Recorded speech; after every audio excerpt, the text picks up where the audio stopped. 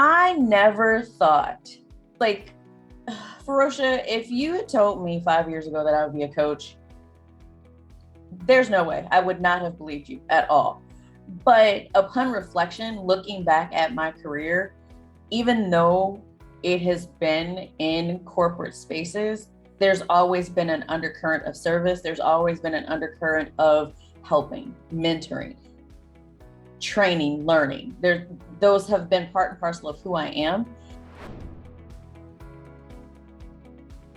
Empowering and mentoring other people, because I'm a firm believer in what you put out is transmuted, not only for yourself but for others, and that's how we demonstrate and create progress across the world. So I this coaching thing has really brought a lot of my experiences as well as my instinctual innateness together.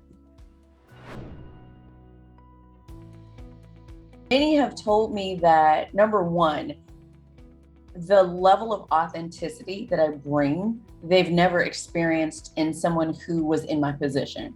So I think seeing someone fully embrace all parts of themselves, warts, joys, has been refreshing for them. But then also, at least from the feedback that I've received, they appreciate that the sessions are not stayed. Like, I can talk to them about musical interest if those align with mine. I could talk to them about food, just to break a little bit of the tension. And so just having that relaxed space where they can put down whatever stresses and burdens that they have and feel ensconced in safety has been the feedback that I've received thus far.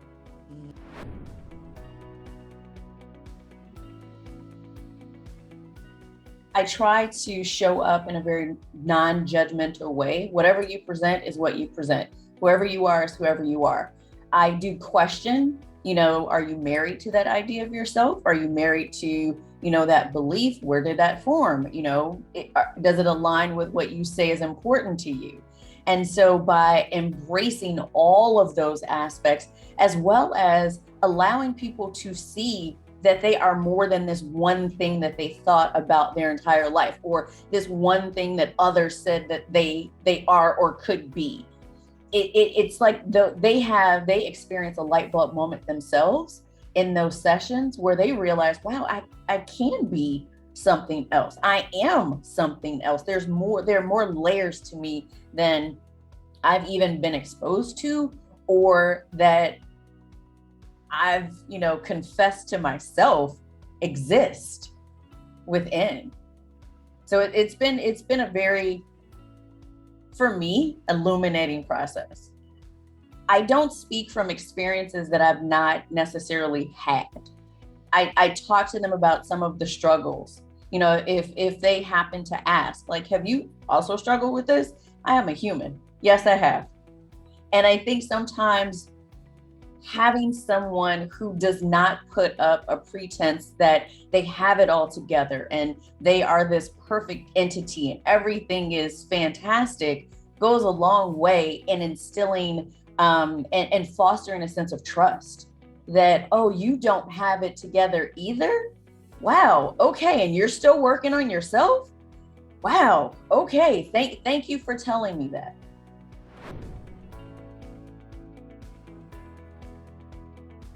So I have another client. She came to me and she comes from an immigrant family where the expectations are super, super high. I said, okay, I understand that. But what I noticed with her was a pattern of, she is a high achiever. She wants to do all the things, but she doubts herself at every step of the way. And so I asked her, I said, okay, so you again say that you want all of these things, like you have this aspirational goal. Her goal is she wants to be a speaker. She wants to go on tour with speaking engagements. I'm like, that is fantastic. Her challenge, at least as I see it, is that she is so steeped in the concerns or the perceptions of others, and she does not trust herself enough to step out on faith to take the steps, the necessary actions for this dream. So we've been chipping away at smaller goals to build up the confidence, but there's still that shaky foundation of, I'm not sure if I'm good enough, I'm not sure if my parents approve. And so from my perspective, that's why I say that I don't believe that the dreams are long lasting, because the incremental steps required to get there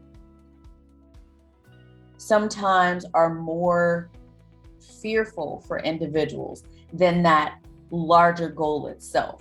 And I think sometimes that larger goal, yes, it is the aspiration, but it's like that dangling carrot. It's always out there. It's always out there. And sometimes those limiting beliefs are super comforting, and you get wrapped up in that narrative, and the dream just becomes this thing that I talk about consistently. And so I've been working with her to try to uncover where some of that concern, that fear exists, so that we can take, in my perspective, larger steps towards this goal to see if it still remains true. So I think what's super important in working with all of the domains, physical, spiritual, mental, emotional, financial, if you will, not only do they overlap, and not only are we unable to rigidly compartmentalize them, but they impact how we show up in the world. They impact how we, understand the world. They impact who we are in the world. And my opinion is that having an understanding of what's important to you as an individual across those domains helps you become clearer in what it is you do or do not want. So for an example, if I know for a fact that I need open communication within a partnered relationship, and I also need an individual who is working on their own mental health processes. If I am faced with a situation where it is the exact opposite of what I've said that I've wanted, what I've attempted to embody on a day-to-day basis, then I can make an informed choice that potential relationship does not work for me. And I think oftentimes, and I'll admit that I'm guilty of this myself, is that I'll say that I want X, but then Y is presented to me, and I'll indicate, well, I can make Y work. I'll settle, when ultimately I want X. So having that clear understanding across your domains of what it is that you want, and I just use those domains as an example. Domains is very, I think it's very individualistic. You may have others that work for you, but having a clear understanding of what you want allows you that informed choice. So when you're presented with items, you can determine, yes, I do. I want to lean into this, or nope, I am opting out. I've been referring to it lately as your internal GPS. Because sometimes, and I was just telling the story to someone the other day, sometimes you'll be walking in a neighborhood and you're trying to figure out, like, wait a minute, I don't really know where I'm going, but you instinctually understand I should turn left, or I instinctually should walk a little bit further. And what happens is, because you've trusted that compass, you end up at the destination. You didn't check your map. You just listened to yourself and said, okay, let me just trust myself a little bit more, and you ended up where you were supposed to be.